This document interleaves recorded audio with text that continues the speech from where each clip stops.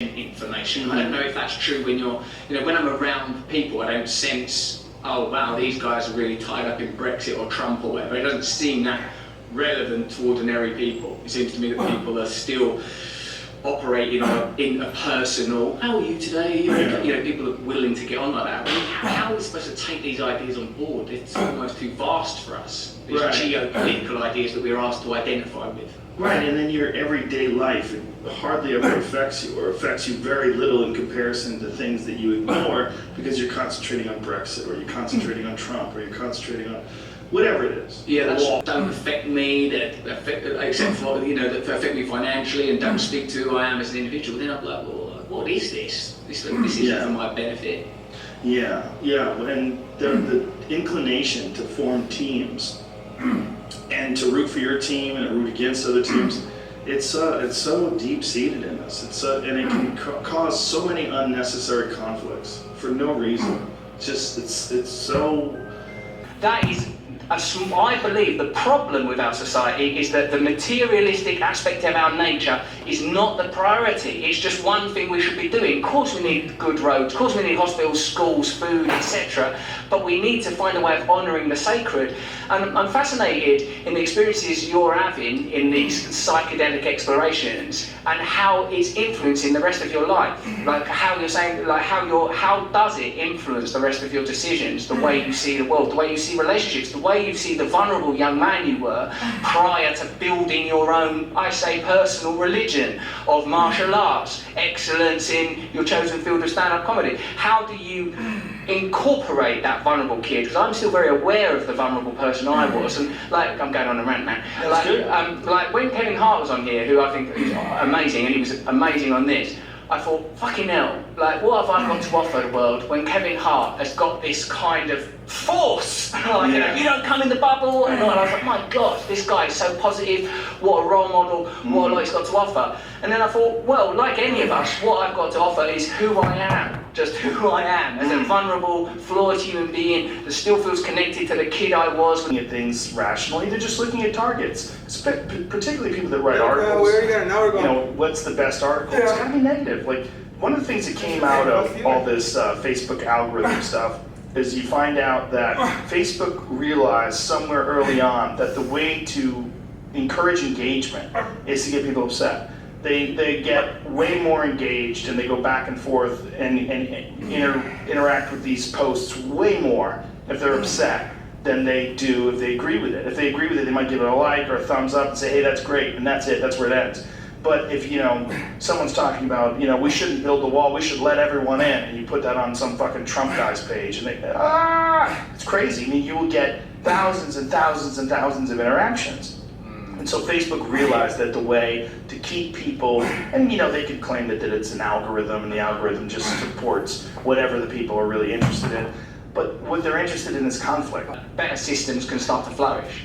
Do you read comments? No, I actually, I'm too sensitive. I can just so you gotta do a drop set on one leg first? Replies to my conversation. I don't go on to, I have I work with someone who does my social media, and she gives me stuff here, I'll respond to these things, put some output and that. Because I don't want to engage with that. I don't want to walk up and down any street knocking on the door going, do you like me? Do you like me? Do you like me? I don't want to deal with people's responses and various conditions. Well, it's also much like the articles, the way people get a response out of you, or the way that people to get your reaction is to say something really negative. You look at sometimes when people are not that savvy when it comes to social media, one of the things that you'll notice is they'll interact, and I've been guilty of this in the past before I sort of realized what I was doing. The person you were as an adolescent, did you notice it in your own parenting? Do you notice it in the type of choices you make? Because the image I have of you from the outside is that you have literally built something for yourself, you operate within it, and you are quite protected, and you are independent, and not forced to deal with too many negative outside influences. But in unavoidable dynamics, and necessary dynamics, as a father and dealing with colleagues and stuff like that, do you experience a lot of tension, anxiety. What's happened to that guy? Do you feel that you have transcended that? Because I do in my own life feel like, yeah, I'm not the adolescent boy I was. I've learned from that, and I still, in a very sort of cod psychological way, when I'm doing Hibiro, that's the BJJ classes I'm doing over here with Professor Ricardo Wilk. He's an amazing guy. Like when I'm doing those classes, I have a sense of fathering my child self, of like, Really love these are the things you should eat. Bread, just with the thick things. They really did used to think that bread would makes you store fat. People didn't think about it that way. They didn't understand. The thing about nutrition is nutrition science is it's a body of knowledge that's constantly added to. Yeah, and in fact, perhaps most things are. Who knows what misapprehensions and ignorance we toil under that will be revealed to us. Do you do any, I feel like I've heard you talk about hormone stuff? Yeah, I do hormone replacement. What type of things? Testosterone, human growth hormone. Do you have to give yourself a jab in the ass? Yeah, you get in the thigh. You won't do the arse out of simple pride. No, it's not bad. No, don't do that. That's for Mrs. Rogan. Don't touch that. Your thigh's right there. It's easy to grab. When you're reaching back, putting your ass, it's just like an awkward. Too vulnerable. Yeah, but they also have. You're taking growth hormone. You've not noticed any immediate side effects or Well, you have to instability? get your blood monitored. When you're doing something like that, this is also. I'm interested in that. Me, I've got to be very cautious about moving directly. You should eat eggs, though, man. You really should. You should eat some animal protein without. It's a different thing, man. To me, hunting is this intense. It's very spiritual in a way. I mean, people don't get it because they see you celebrating when it's over, because it's very, very, very difficult to close in on a wild animal. What are you hunting? Mostly elk. Elk's my favorite for two reasons. One, it's very delicious, super nutritious. Also, if I shoot one elk, I could eat it for like 8 months. What is it, Like freezing them, hundreds of salting them? Yeah, freezing them. So you're out stalking an elk on the plains. Yeah. Where are you? Like near where you live? You just go out? Do you travel on bikes or something? How do you follow you them? can, you do travel on bikes if you're whitetail hunt. A lot of times you go into the woods with bikes because they don't leave a scent the way your feet do. And animals don't associate the sound of a bike the way they associate it with the sound of stepping, bipedal, hominid, stepping. They've evolved, right? Bipedal. Yeah, they see you on a bike, they don't even freak out as much. Delightful. Never seen that before. What's that? Oh, my brain! What are these things? Yeah. So elk, are they like herd animals? So you see like a herd of them. Yeah, you see a herd of them and try to figure out which way the wind's blowing, and try to get close to them. A lot of people that are very depressed, that are having these physician-controlled ketamine experiences that have had a profound effect on their depression. My friend Neil Brennan's gone through several of them, and he's a comedian, a very funny comedian, so when we described it, it was hilarious. I was going to a doctor's office, tripping his fucking balls off, and the doctor's shooting him up with intramuscular ketamine. Yeah, and he's having these insane, I go through having psychedelic experiences, like, oh yeah! He's describing it was really funny. Tripping his fucking balls off in these whatever states that ketamine. I've never experienced ketamine. I don't know what it is, but apparently profoundly hallucinogenic. Bienvenidos al nuevo video, mi gente. Espero que les haya gustado mi rutina de hoy. Fue pierna. Nada más nos concentramos en pierna hoy. Normalmente trato de agregar dos diferentes partes del músculo, pero ahí hicimos volumen alto en pura pierna. Entonces ahorita vamos a empezar a cocinar. Ya la comida del otro día, que cuando acabé el otro video ya se acabó, eran como unos 11, 12 platillos lo que hicimos. Pero normalmente como pues desayuno y normalmente otros 3 platos durante el día y algo más livianón en la noche. Entonces aquí tenemos chiles, mushrooms, tenemos tomate, cebolla. Para mi proteína voy a usar pavo molido. Entonces este de aquí, que es 93% un poquito más lean. Voy a hacer 2 paquetes de este y también voy a hacer ejotes y más Brussels sprouts. Vamos a empezar a cocinar ahorita para los siguientes 2 o 3 días. Porque una dieta no significa estar pasando hambre. Una dieta significa comer más saludable, pero todo en moderación y balancearla.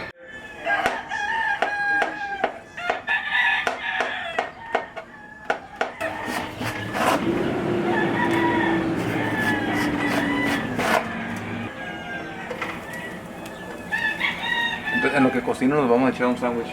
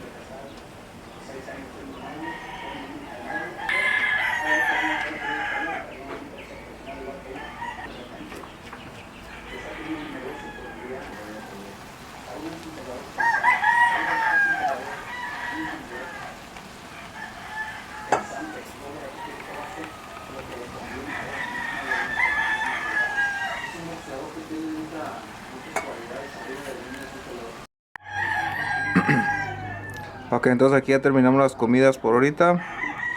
Ya tenemos comida para los siguientes 2 o 3 días. Los ejotes, lo que son los vegetales. Y pues también a la carne molida también le agregamos vegetales. Pues que tienes que incorporar esto a tu dieta. Y el arroz pues lo tengo aparte.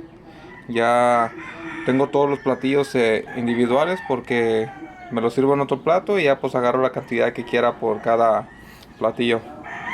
Entonces acuérdense, si quieren hacer más fácil su estilo de vida, pues nada más cocinen con tiempo y ya tienen comida para los siguientes días y siempre se ahorran mucho dinero. En esto, para cocinar esto gasté que como unos $15 y son como unos 8 comidas. Ahora gasten en la calle lo que son 8 comidas, son casi $80, $10 mínimo el plato. Pero no me hagan caso si no quieren. Estamos en camino ahorita al gimnasio. Ahorita acabamos de pasar por GNC y compramos estos de energía de preentreno. No sé si ustedes lo tomen. Normalmente mi papá lo toma ahí en el gimnasio y pues muchos de los morros lo toman de vez en cuando. Compramos 2 de estos. No sale tan barato esto, pero ya están impuestos. ¿Ustedes toman preentreno o no? A ver, díganme, ¿qué es lo que ustedes opinan? ¿Tienen suficiente energía o a veces la energía no está ahí para entrenar y ocupan tomar preentreno? A mí, en lo general, sí lo tomo, a veces todos los días y hay veces que duro casi 5 días y no lo tomo. Pero sí, yo creo que se hace diferencia, no sé si será mental, pero se siente diferente el pompeo en el ejercicio. Entonces ahorita vamos en camino al gimnasio. Y otra cosa, hoy es 5 de mayo, ¿verdad? Yo no sé ustedes como mexicanos, yo soy mexicano, yo no sé dónde serán ustedes, si es que miran mis videos. Yo soy mexicano y la verdad, pues nosotros nunca celebramos, nunca lo hemos celebrado 5 de mayo y ni importancia le damos. Y me he fijado que uno como raza nunca le ha puesto importancia a eso. Nada más una vez salí para 5 de mayo, porque era un sábado y era cuando me gustaba pistear. Una vez salí y de toda la gente que estaba adentro creo que nada más éramos unos 6 mexicanos ese día. Porque pues la neta nunca lo celebramos nosotros. ¿Ustedes qué opinan? ¿Nos importa o no nos importa? A ver, comenten abajo sus opiniones. Ahora sí, vámonos al gimnasio. Creo que hoy es día de esparreo. Bien, ¿cómo andas hoy? ¿Chillen? Dale, ready, let's go.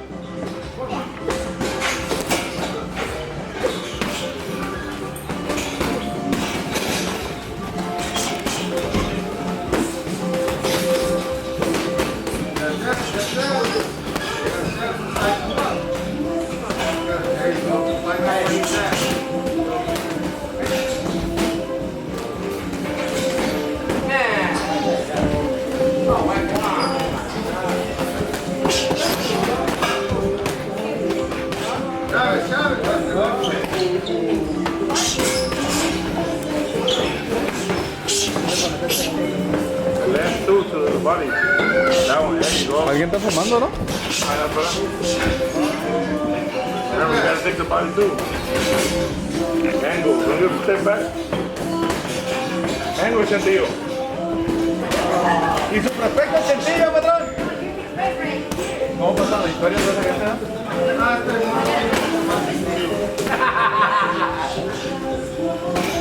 Con el que tú vas a ser rico, güey. Con el que te vas a ser millonario, como Canelo.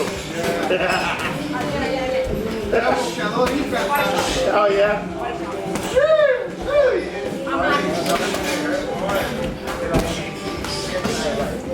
Whoa, Angle, don't stay in front of me.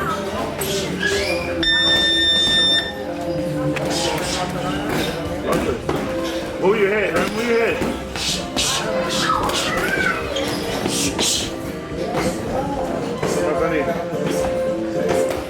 Come on, Sam. Straight.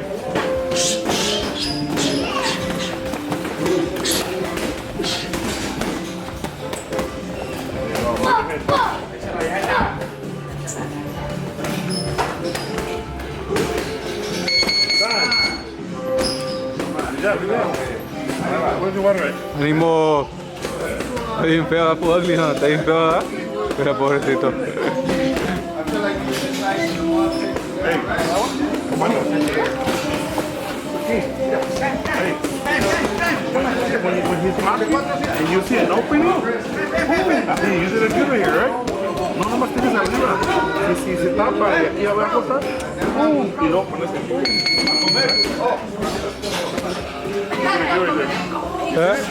You don't just throw, you don't just stop to throw.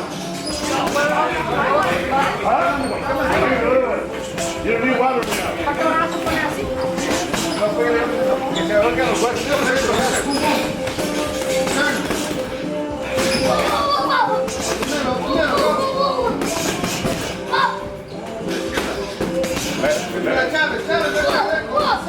Body two, it's open.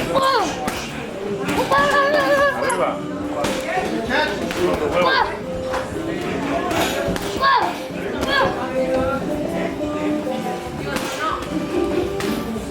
Gotta be fast. Gotta be fast pushing.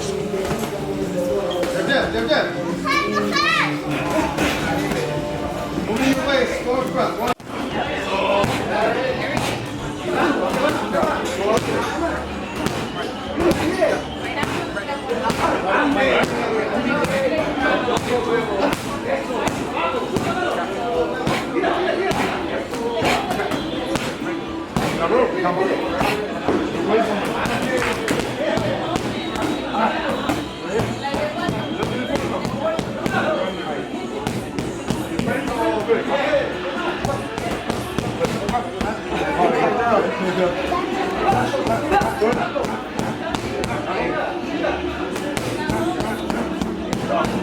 Knees all the way down. Forward.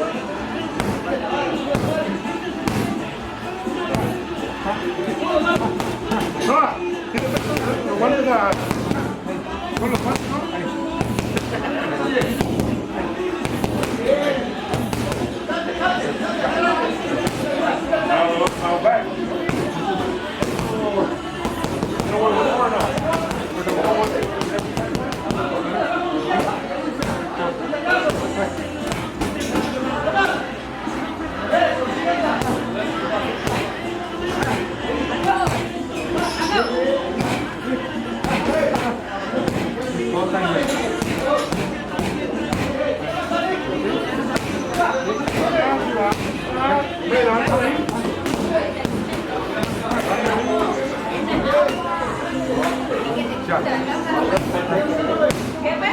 Levántale para arriba, ¿no? El flipper está muy alto.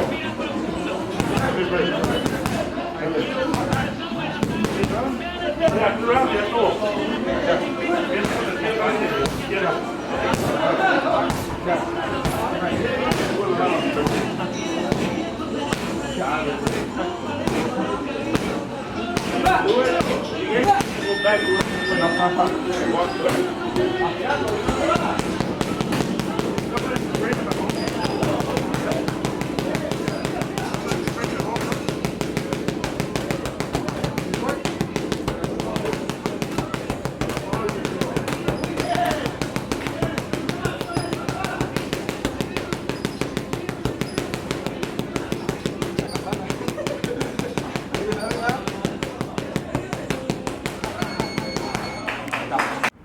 Ok, mi gente, entonces ahora sí, aquí ya vamos a cerrar el video.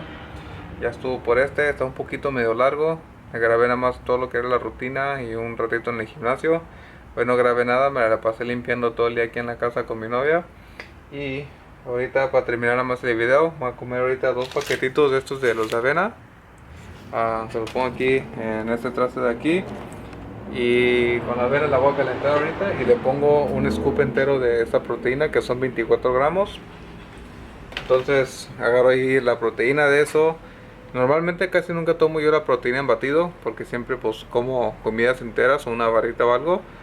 Pero cuando sí uso la proteína la uso nada más en la avena o en un licuado, que es muy raro que los tomo porque pues, la neta no me llenan mucho. Entonces vamos a comernos esto ahorita. Voy a cerrar este video y en el siguiente voy a hacer un video. Tengo un video más o menos sorpresivo. Verán lo que va a pasar en el siguiente. Entonces si les gusta este contenido en español, comenten, like y suscríbanse. Nos vemos en el siguiente.